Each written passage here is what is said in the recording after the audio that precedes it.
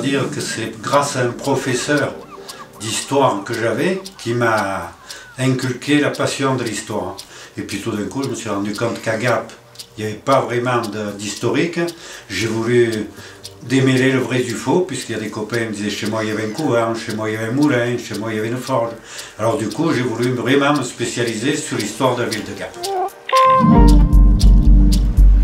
J'ai commencé par les premiers, c'est l'histoire pure de Gap, donc depuis la fondation de Gap en 14 avant Jésus-Christ. Après, j'ai fait tout ce qui était la commune, puisque je fais la commune de Gap, donc l'historique des hameaux. Ensuite, tout ce qui est église, entreprise, industrie, etc., les moulins, tout ça, etc., tout ce qu'il y a à Gap.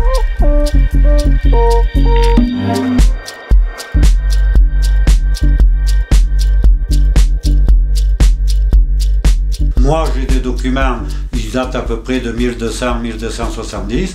Quant à la plus vieille photo, on sait que la photographie, elle est arrivée dans les années, je pense en France, dans les années 1840 par là, hein, avec Niepce, Nicéphore, etc.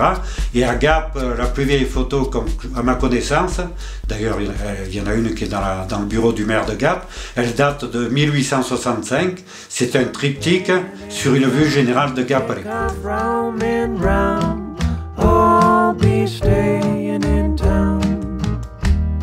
Eh bien au départ, j'avais pas mis de numéros, là j'ai mis des numéros sur mes classeurs, il y en a 150.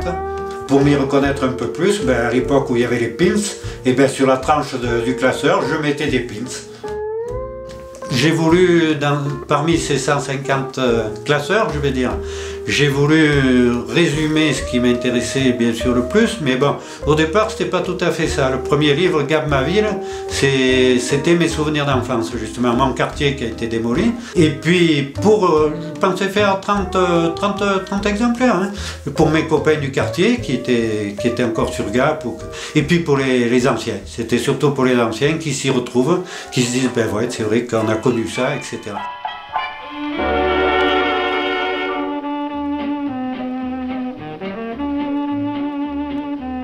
Ma base de vie, c'est l'amitié. Et à l'heure actuelle, j'ai la prétention d'être assez connu à Gap et de connaître beaucoup de gens. Pour moi, tous les gens sont les mêmes. C'est grâce à ça que j'ai réussi finalement à faire ce que je voulais faire et arriver au but final, que de dire que j'ai la prétention de dire que j'ai le plus de renseignements que n'importe qui sur Gap.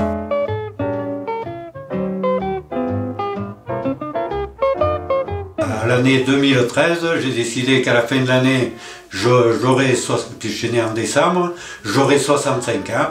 Et j'ai dit, là, cette fois, j'arrête, je vais boire mon petit pastagas, puisque les autres l'ont bu pendant que moi je faisais mes recherches.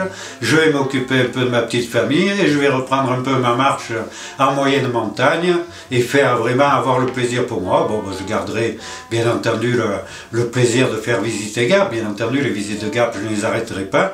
Mais enfin, je pense qu'avec mes 2 livres que j'ai écrits, Gap ma ville et Gap en soi, et puis les articles que j'ai écrits dans Alpes Midi et le Dauphiné libéré, c'est un juste retour des choses. Eh bien, je pense que j'ai divulgué aux gens ce que je savais à peu près, et puis je vais rendre aux archives départementales ce que je leur ai pris pas mal. And then taking that vow. Nice work if you can get it, and if you get it, won't you tell me how? Et il reste encore des zones d'ombre, bien entendu. Pas tout n'a été écrit sur ce que j'ai envie de rechercher. Et puis finalement, après tout, c'est pas plus mal, hein, parce que s'il me reste des énigmes, si j'avais plus rien à chercher, ça serait pas rigolo, quoi. Hein.